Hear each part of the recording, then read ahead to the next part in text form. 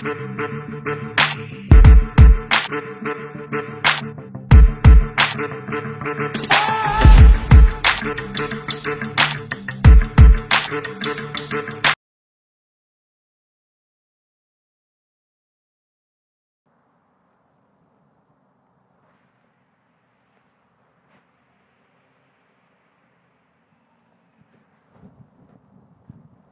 warahmatullahi wabarakatuh. Perkenalkan, nama saya Muhammad Fadil Hurzia, asal daerah dari Samarinda, HMG 2018. Jabatan di mahasiswa pecinta alam dan rimba adalah sebagai Raja Rimba. MAAR merupakan organisasi non-profit yang bergerak di bidang kepecinta alaman untuk mewadahi mahasiswa-mahasiswa yang ada di dalam himpunan mahasiswa geologi kepada minat dan bakatnya terhadap kepecinta alaman.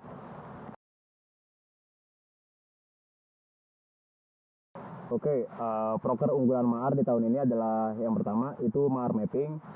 Jadi di MAAR Mapping ini MAAR dan anggota-anggota di dalamnya itu berangkat ke lapangan agar kami terbiasa gitu. Kami terbiasa dengan kerasnya lapangan dan terbiasa juga untuk memetakan yang menjadi fokus utama sebagai seorang geologis, yaitu bisa memetakan lapangannya sendiri. Lalu yang proker unggulan kedua itu ada software course gitu. Jadi di software course ini kami memfokuskan kepada software course ArcGIS gitu. Software course ArcGIS. Jadi di software course ArcGIS ini kami membiasakan kembali lagi kami membiasakan para anggota, bukan hanya anggota karena ini tujuannya kepada HMG, memfasilitasi anak-anak HMG agar mereka bisa belajar dan terbiasa dengan ArcGIS dan mengolah data seperti itulah untuk kebutuhan-kebutuhan pemetaan. Tentu aja tantangan terbesar sama menjabat sama pandemi, karena kita bisa lihat lagi ke organisasinya. Ini adalah organisasi dengan orientasi alam gitu. Nah, jadi tentu saja sangat terbatasi gitu, sangat terbatasi dengan pergerakan-pergerakan kita karena memang kita berkegiatannya di alam. Jadi hanya sedikit kesempatan untuk kita bisa melakukan kegiatan-kegiatan tersebut kayak gitu.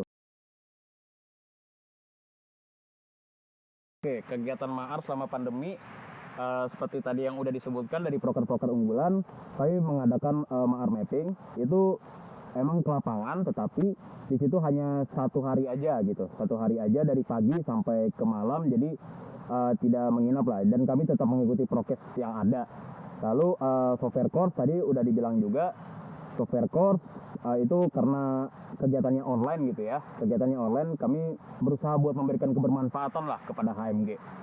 Lalu kegiatan selanjutnya yang diadakan oleh MAAR yaitu latihan-latihan biasa gitu, latihan-latihan biasa seperti 3 spesialisasi yang kita punya, gunung hutan, olahraga arus deras, dan panjat tebing. Tapi karena ketiganya itu mobilisasinya terlalu jauh, jadi kami hanya melakukan seperti panjat dinding gitu aja.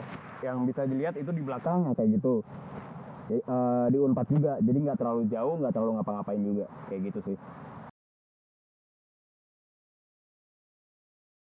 Parameter dari MAAR tercapai secara maksimal jika parameternya itu apa yang saya buat di awal kepengurusan, sejauh ini terasa cukup gitu. Karena ketika MAAR di tahun ini kan memulai kepengurusan dengan parameter yang baru tentunya. Kita udah tahu kondisi-kondisi apa saja yang terbatasi dan apa saja yang diperbolehkan. Jadi untuk dengan memakai parameter di tahun ini yang kami buat semua, menurut saya cukup. Di MAAR sendiri kompetensi yang dikembangkan yang pertama yaitu mapping gitu. Tentunya mapping, kenapa? Karena memang kita orientasi sebagai seorang geologis adalah alam gitu. Dan MAAR merupakan satu-satunya pecinta alam di Indonesia yang berorientasi geologi, yang dibawahi Fakultas Teknik Geologi. Nggak ada yang lain di Indonesia. Jadi kami memakai kesempatan tersebut untuk mengembangkan skill-skill geologi di anggota-anggota kami. Terus yang kedua tentu saya software training gitu. Software training seperti pembuatan peta, masih ini sih masih berlingkup di kegiatan-kegiatan pemetaan, software-software yang menunjang pemetaan, nggak lebih dari itu. Lalu kompetensi yang dikembangkan selanjutnya tentu saja kompetensi kepecinta alaman. Seperti yang udah tadi saya bilang, ada 3 spesialisasi di MAAR ini: gunung hutan, panjat tebing, dan olahraga arus deras. Kalian akan bisa masuk di sini sesuai dengan minat kalian masing-masing, seperti itu. Lalu kompetensi yang dikembangkan sebenarnya ini bukan pengembangan kompetensi, melainkan merupakan inisiatif dari anggota MAAR-nya sendiri. Kami menyediakan responsi-responsi terhadap anggota MAAR itu jika mereka ingin tes ASLEB, jika mereka ingin UTS atau UAS pun, kami sebagai senior yang akan mengajari junior-juniornya seperti itu, dan berbalik lah kayak gitu.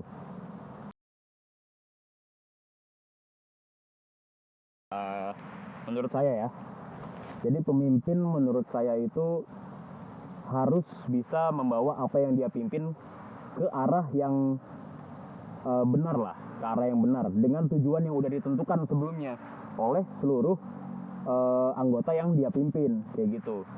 Jadi dia nggak memimpin berdasarkan idealisme dirinya sendiri, dia nggak memimpin berdasarkan egonya sendiri, tetapi dia memimpin bagaimana anggota-anggotanya ini, organisasinya ini bisa mencapai tujuan yang sudah disetujui sebelumnya gitu. Jadi nggak sebatas keinginan dia aja gimana gitu sih. Untuk apapun caranya,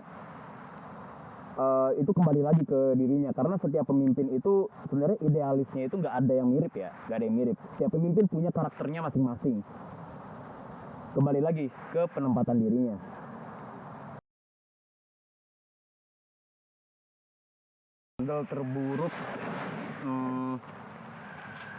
Struggle terburuk yang saya alami,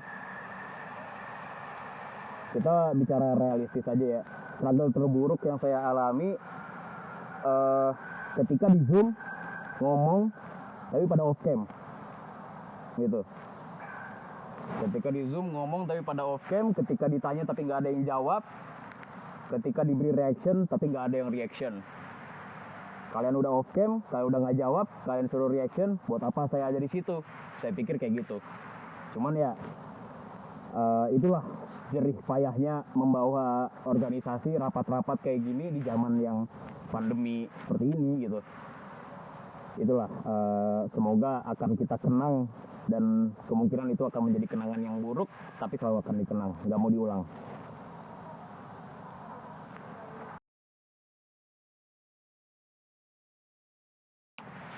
Pesan dan pesan terhadap warga himpunan.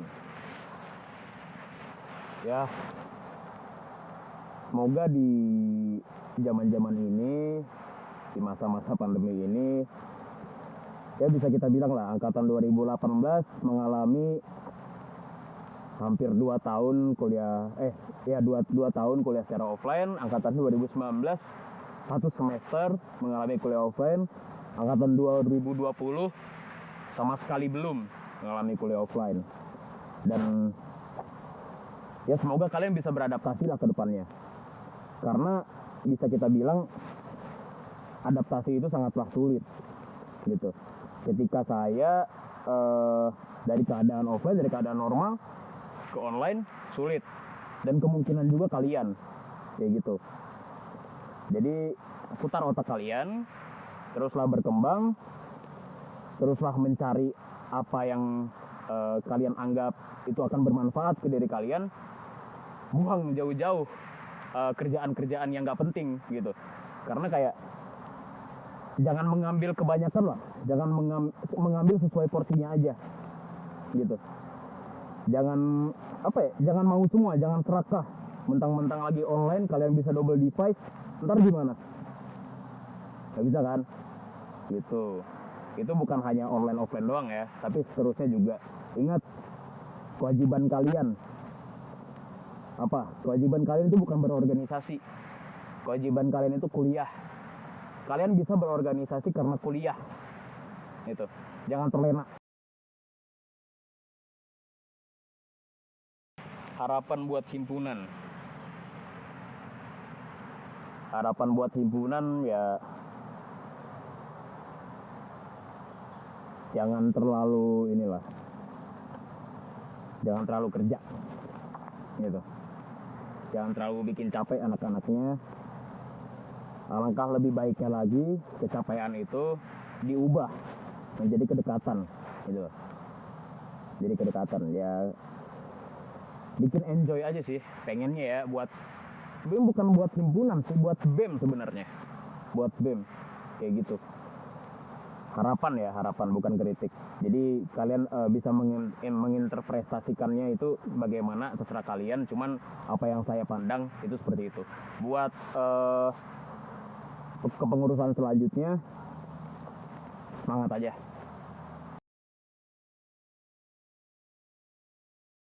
Oke, closing statement dari saya, jangan takut buat mencoba, tapi jangan kebanyakan mencoba juga. Semua ada kali pertamanya, gitu. Terus terima kasih juga buat HMG yang udah membina saya dari awal. Saya masuk ke dalam HMG, saya bertemu sama teman-teman angkatan saya duluan sebelum saya ketemu dengan Maar. Jadi buat saya HMG adalah nomor 1.